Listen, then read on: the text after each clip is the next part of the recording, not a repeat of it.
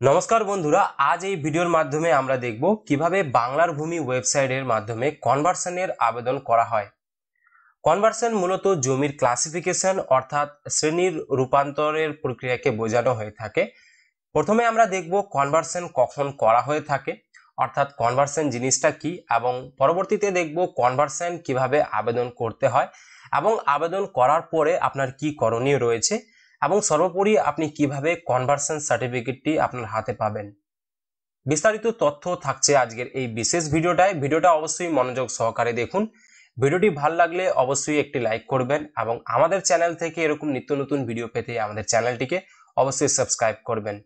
তো কনভার্সন মূলত হচ্ছে জমির শ্রেণীর পরিবর্তন। ধরুন আপনার একটি জমি রয়েছে এবং সেই জমির পর্যায়, সেই জমির শ্রেণী রয়েছে পুকুর।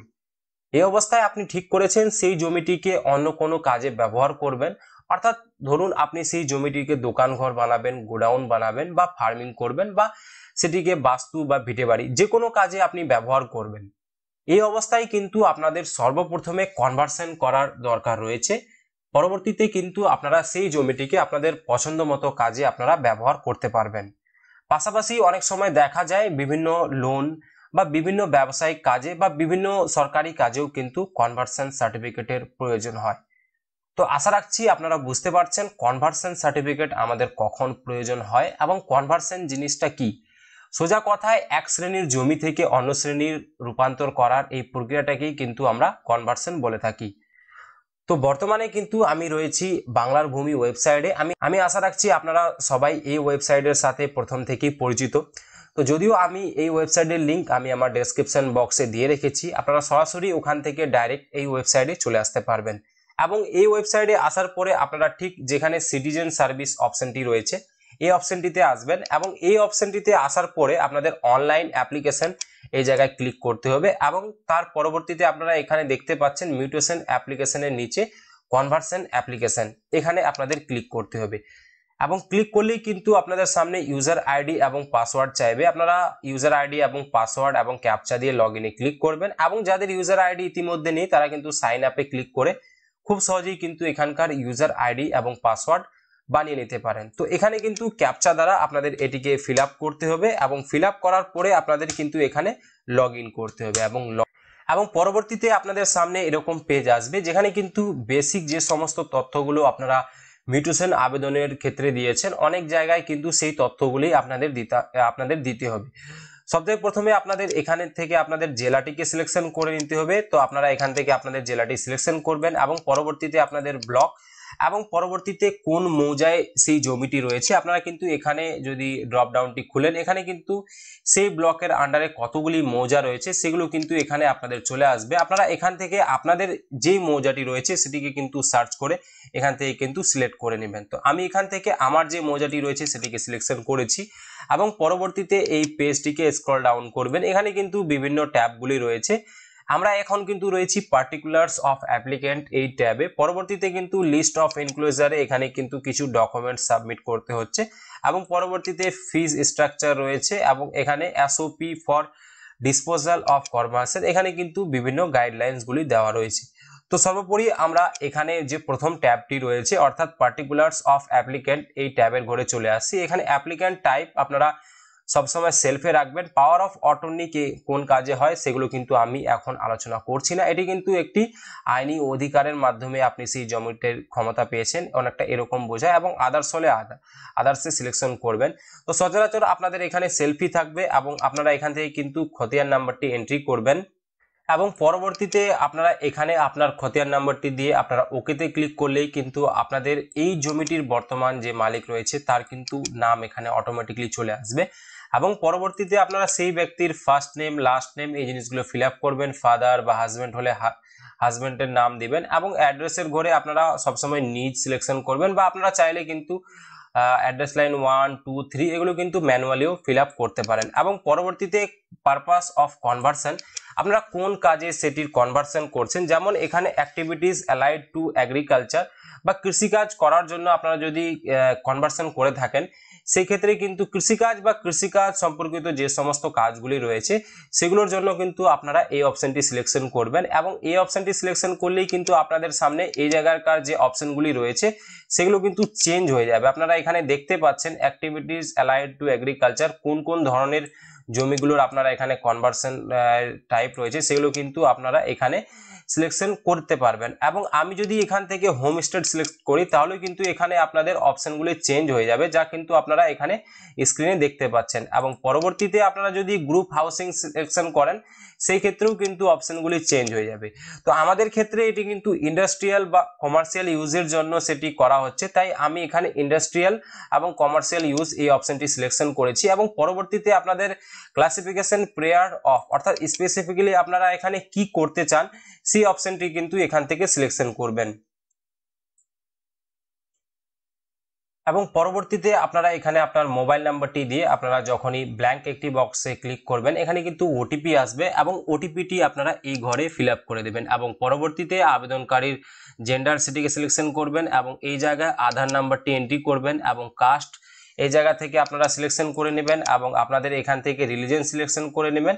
এবং পরবর্তীতে আপনার যদি ইন্ডাস্ট্রিয়াল পারপাস হয়ে থাকে সেটিকে কিন্তু আপনারা এস ক্লিক করলেই কিন্তু আপনাদের অন্য একটি ওয়েবসাইটে নিয়ে যাবে, যেটি কিন্তু শিল্পসারথী পোর্টাল থেকে আপনাদের এখানে কনভার্সনের আবেদন করতে। তো যদি আমাদের এটি ইন্ডাস্ট্রিয়াল পারপাস হয়ে থাকে তাহলে কিন্তু আমরা এখানে এসে ক্লিক করব, এবং যদি আমাদের এটি ইন্ডাস্ট্রিয়াল পারপাস না হয়ে থাকে সেটি কিন্তু আমরা নোতে সিলেকশন করব। আপনারা দেখতে পাচ্ছেন আমার এখানে কিন্তু ক্লাসিফিকেশনটি আমরা গুদাম সিলেকশন করেছি। তো গুদামটিকে কিন্তু আমরা ইন্ডাস্ট্রিয়াল পারপাস বলতে পারি না, এটা কিন্তু আমাদের কমার্শিয়াল ইউজ অনলি, তাই কিন্তু আমরা এখানে নো অপশনটি রাখবো। এবং এই ক্ষেত্রে আমাদের যদি সেটি কোনো ইন্ডাস্ট্রিয়াল পারপাস হতো, অর্থাৎ আমি সেখানে কারখানা বা অন্যান্য জিনিসের যেগুলো ইন্ডাস্ট্রিয়াল ওয়ার্ক রিলেটেড, তাহলে কিন্তু আমরা এসে ক্লিক করলে আমাদের কিন্তু নতুন একটি শিল্পসারথী পোর্টাল, যা আপনারা অনেকে এই পোর্টাল সম্বন্ধে অলরেডি অবগত রয়েছেন, তো সেই পোর্টাল থেকে কিন্তু আপনাদের কনভার্সনের কাজটি করতে হতো। তো যেহেতু আমার এটি দোকান ঘর অর্থাৎ গোদামের জন্য আমরা কনভার্সন করছি, তাই কিন্তু এখানে আমাদের নো অপশনটি থাকবে।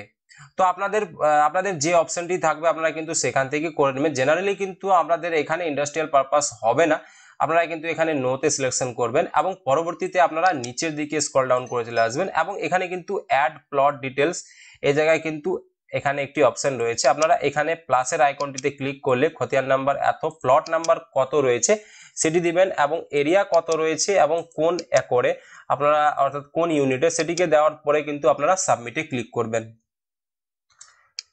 এবং পরবর্তীতে আপনাদের এরকম ইন্টারফেস চলে আসবে, প্লট অ্যাডেড সাকসেসফুলি ডান। এবং আপনাদের যদি আরো প্লট থেকে থাকে কিন্তু আপনারা এখান থেকে সেই জিনিসগুলোকে ডিলিট করে এবং পরবর্তীতে সাবমিট করলে কিন্তু আপনারা এখান থেকে সাবমিট করে নিতে পারবেন।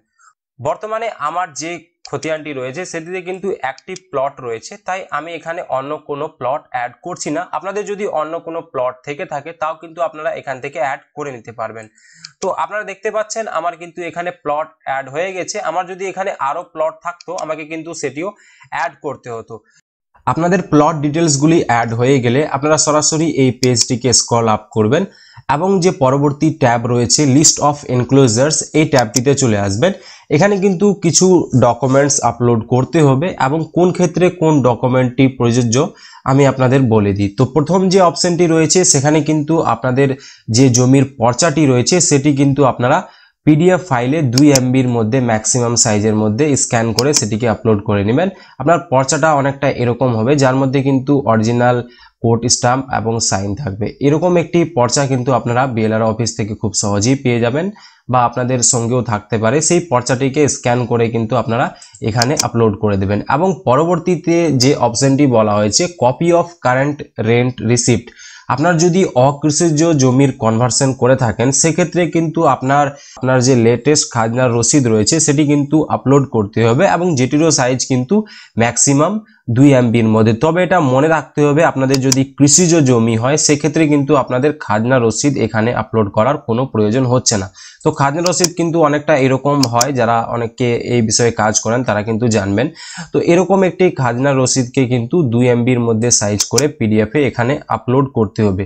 এবং পরবর্তী যে 3 নম্বর পয়েন্টটি বলা হচ্ছে এখানে কিন্তু একটি স্কেচ ম্যাপ বানাতে হবে, যেটি কিন্তু আপনারা খুব সহজেই কোনো আমিনের দ্বারা সেটি বানিয়ে নিতে পারেন। আপনারা প্রয়োজন হলে সেটি ইউটিউব দেখেও কিন্তু স্কেচ ম্যাপটি তৈরি করতে পারেন। তবে আমি আপনাদের সাজেস্ট করব আপনারা কোনো ভালো আমিনের দ্বারা এখানে একটি স্কেচ ম্যাপ তৈরি করে নেবেন, যাতে কিনা আপনাদের কোনো রকম সমস্যা হয়। এবং চতুর্থ যে পয়েন্টটি বলা হচ্ছে, এখানে কিন্তু একটি অ্যাফিডেভিটের কথা বলা হচ্ছে, তবে সেটা আপনাদের যদি কোনো জলজ ভূমি বা ওয়াটার বডি এই সমস্ত জমির আপনারা যদি কনভার্সন করে থাকেন, সেক্ষেত্রে কিন্তু একটি কোর্টের বিশেষ অর্ডারে কিন্তু এখানে অ্যাফিডেভিট ফর্ম 1B এটি কিন্তু আপনাদের আপলোড করতে হবে। তবে বলে রাখি, এটি সব ক্ষেত্রে না। আপনারা যদি জলজ ভূমির কনভার্সন করতে চান সেক্ষেত্রে কিন্তু এটি প্রয়োজন হবে, আদারওয়াইজ এটি কিন্তু প্রয়োজন হচ্ছে না।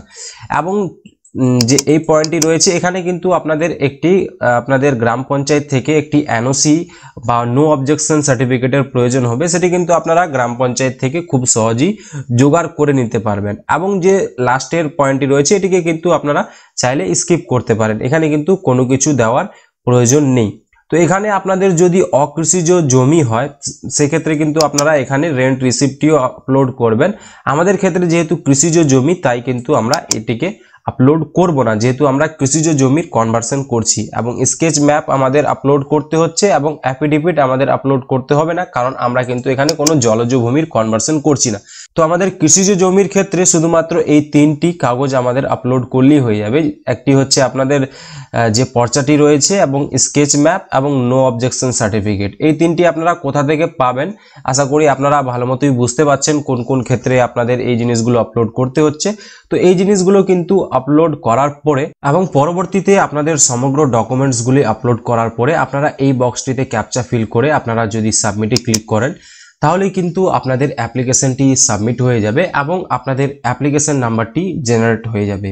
এবং পরবর্তীতে আপনাদের সামনে আপনাদের অ্যাপ্লিকেশন নাম্বারটি চলে আসবে এবং পাশাপাশি কিন্তু আপনাদের এখানে কত ফিস পেমেন্ট করতে হচ্ছে সেটিও কিন্তু চলে আসে। তবে সব ক্ষেত্রে কিন্তু ফিস আসবে না, কিছু কিছু অ্যাপ্লিকেশনের ক্ষেত্রে কিন্তু আপনাদের এখানে ফিস পেমেন্ট করতে হবে। তো আপনারা এখান থেকে কিন্তু আপনাদের অ্যাপ্লিকেশন নাম্বারটি নোট ডাউন করে নেবেন এবং ফিস পেমেন্ট অপশানে ক্লিক করবেন। এবং আপনারা চাইলে কিন্তু ডাউনলোড অ্যাপ্লিকেশনে ক্লিক করে এই ফর্মটিকে কিন্তু আপনারা ডাউনলোডও করে নিতে পারেন, কনভার্সনের ফর্মটি। তো আমরা সরাসরি এখানে কিন্তু ফিস পেমেন্ট অপশানে ক্লিক করছি এবং ফিস পেমেন্ট অপশানে ক্লিক করলেই কিন্তু আপনাদের ফিস পেমেন্টের যে গেটওয়ে সেটি কিন্তু ওপেন হয়ে যাবে। এবং ক্যাপচা দেওয়ার পরে আপনারা ভিউতে ক্লিক করবেন। ভিউতে ক্লিক করলেই কিন্তু অ্যাপ্লিক্যান্টের নাম, আপনার কত তারিখে অ্যাপ্লিকেশন হয়েছে এবং অ্যাপ্লিকেশন ফি এবং প্রসেসিং ফি কত লাগছে আপনারা কিন্তু এখান থেকে দেখতে পাচ্ছেন। ঠিক SBI ইপেতে সিলেক্ট করে এখানে কিন্তু বিভিন্ন পেমেন্ট যে গেটওয়ে মেথড আছে এখান থেকে কিন্তু আপনারা খুব সহজেই পেমেন্টটি কমপ্লিট করে দেবেন। এবং পেমেন্টটি কমপ্লিট হওয়ার পরে আপনারা কিন্তু এই চালানটিকে ডাউনলোড করে সেভ করে রেখে দিবেন। তো আমি এখান থেকে কিন্তু আমার যে চালানটি রয়েছে সেটিকে কিন্তু সেভ করে রেখে দিচ্ছি। এবং পরবর্তীতে আপনারা কেস নাম্বার কিভাবে পাবেন, তো এই বিষয়ে আপনাদের এই ভিডিওর মধ্যেই আলোচনা করে দিচ্ছি। তো আপনারা দেখতে পাচ্ছেন আমার কিন্তু এখানে অলরেডি কেস নাম্বার জেনারেট হয়ে গেছে।